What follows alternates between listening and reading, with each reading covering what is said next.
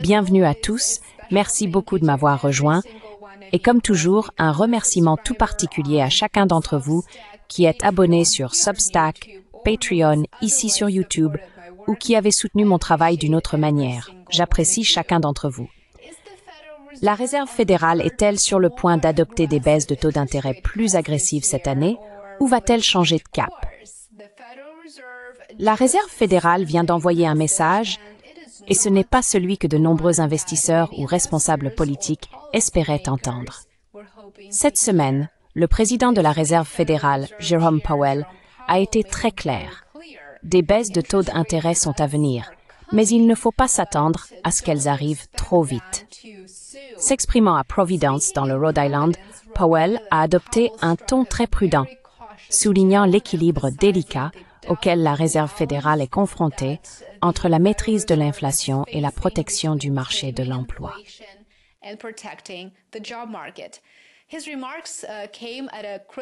Ces propos sont évidemment intervenus à un moment crucial.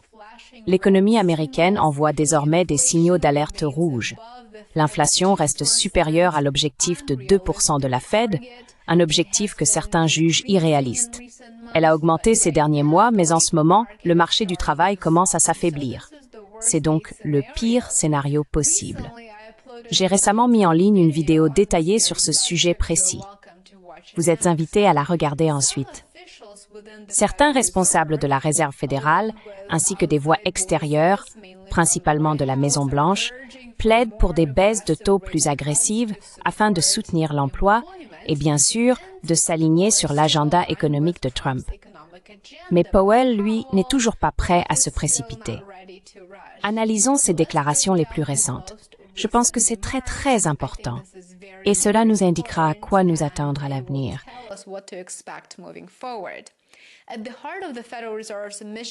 Au cœur de la mission de la Réserve fédérale se trouvent deux objectifs, le plein emploi et la stabilité des prix. C'est ce que l'on appelle le double mandat de la Fed. Au cours de l'année écoulée, l'inflation officielle s'est quelque peu atténuée, sans toutefois disparaître. Parallèlement, le chômage augmente légèrement.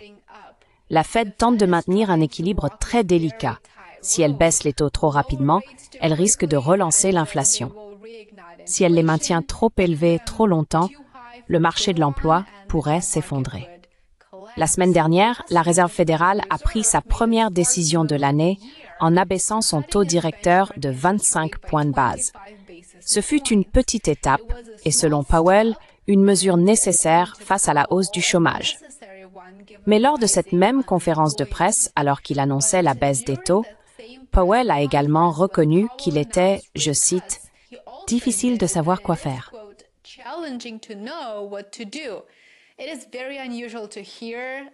Il est très inhabituel d'entendre cela de la part du président de la Fed, et bien sûr, c'est clairement le signe à quel point l'avenir est incertain. Avançons jusqu'à cette semaine, et Powell a réitéré cette prudence. Tout en reconnaissant les risques des deux côtés du double mandat de la Fed, il n'a pas vraiment laissé entendre qu'il y aurait des baisses de taux imminentes. Son message était très simple. Mieux vaut être prudent que téméraire. Si nous baissons les taux trop agressivement, a averti Powell, nous laisserions le travail sur l'inflation inachevé et il faudrait faire marche arrière plus tard. En d'autres termes, réduire les taux trop rapidement pourrait faire remonter l'inflation. Et la Réserve fédérale devrait alors relever à nouveau les taux, recommencer tout le processus, ce qui pourrait potentiellement causer encore plus de dégâts économiques.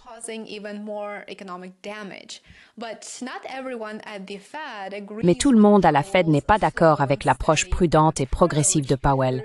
Une division croissante se fait sentir au sein de la Banque centrale. Par exemple, ce lundi, Stephen Miron, un responsable de la Fed nommé par Trump, a exprimé un message radicalement différent. Il a soutenu que la Réserve fédérale devrait, je cite, « ramener son taux directeur à seulement 2% ou 2,5%, soit presque le réduire de moitié par rapport à son niveau actuel. » Une initiative très agressive. La logique de Miron est vraisemblablement que le marché du travail s'affaiblit et que l'inflation montre des signes d'accalmie. Il estime donc qu'attendre trop longtemps pourrait transformer des fissures économiques en un effondrement total. Êtes-vous d'accord avec cette approche? Constatez-vous un ralentissement de l'inflation là où vous vous trouvez? J'aimerais beaucoup avoir votre avis. D'accord? Commentaire.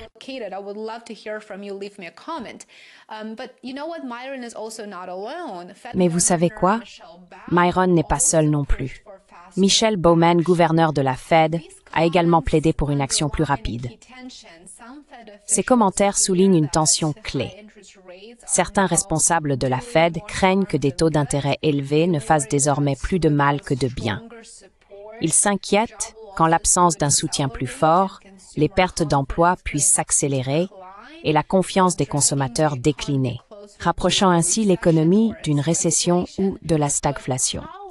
Mais Powell reste peu convaincu. Il se concentre avant tout sur le fait de s'assurer que l'inflation ne reparte pas de façon incontrôlable. Après tout, l'inflation est restée au-dessus de l'objectif de la Fed depuis presque 5 ans maintenant.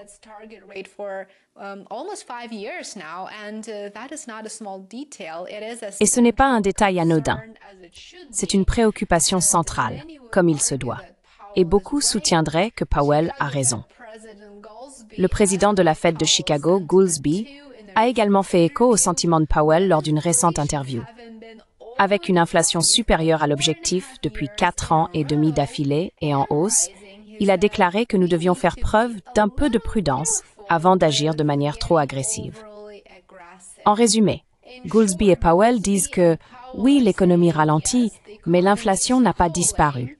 Et tant qu'elle ne sera pas vraiment maîtrisée, des baisses de taux agressives pourraient faire plus de mal que de bien. Cette division interne au sein de la Banque centrale n'est bien sûr pas qu'une question technique.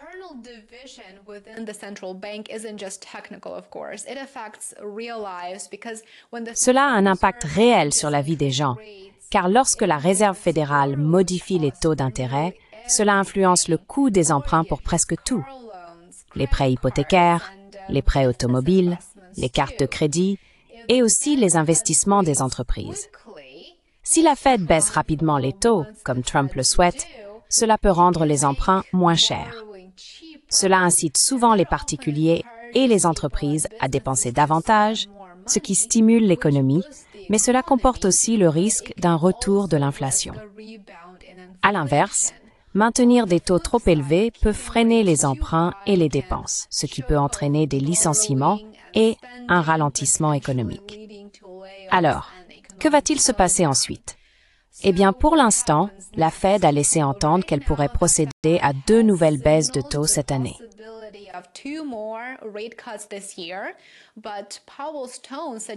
Mais le ton de Powell laisse entendre que ces baisses de taux ne sont pas garanties et qu'elles n'interviendront pas rapidement ni sans de nouvelles données les justifiant. La Banque centrale affirme qu'elle surveille de très près le marché du travail ainsi que les prix à la consommation. Si l'inflation continue de ralentir et que le marché de l'emploi s'affaiblit davantage, cela pourrait ouvrir la voie à des baisses de taux plus rapides. Mais pour l'instant, nous constatons une hausse de l'inflation, donc de nouvelles baisses de taux ne sont pas nécessairement garanties. Pour l'heure, Powell maintient le cap. Comme nous le savons très bien, ce débat se déroule également dans un contexte politique. Certains responsables qui plaident pour des baisses plus rapides ont des liens avec la Maison-Blanche, avec le président Trump, comme Stephen Myron.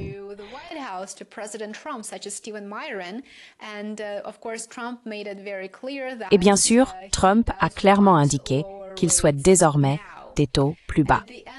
Au final, le message de Jerome Powell est clair. La Fed ne se laissera pas presser. Elle agit avec beaucoup de prudence, elle suit une voie prudente, une voie qui pourrait en décevoir certains, mais que Powell estime nécessaire pour éviter des risques plus importants à l'avenir. Êtes-vous favorable à de nouvelles baisses de taux cette année? Êtes-vous pour une politique plus agressive? Dites-le nous dans les commentaires ci-dessous. Comme toujours, j'aimerais beaucoup avoir votre avis. Mettez un pouce bleu à cette vidéo, pensez à la partager et abonnez-vous sur YouTube. J'aimerais beaucoup vous retrouver pour ma prochaine vidéo. Et si vous souhaitez un peu plus de contenu, rendez-vous sur mon Substack et mon Patreon. Prenez soin de vous. Check out my Substack and Patreon. Take care.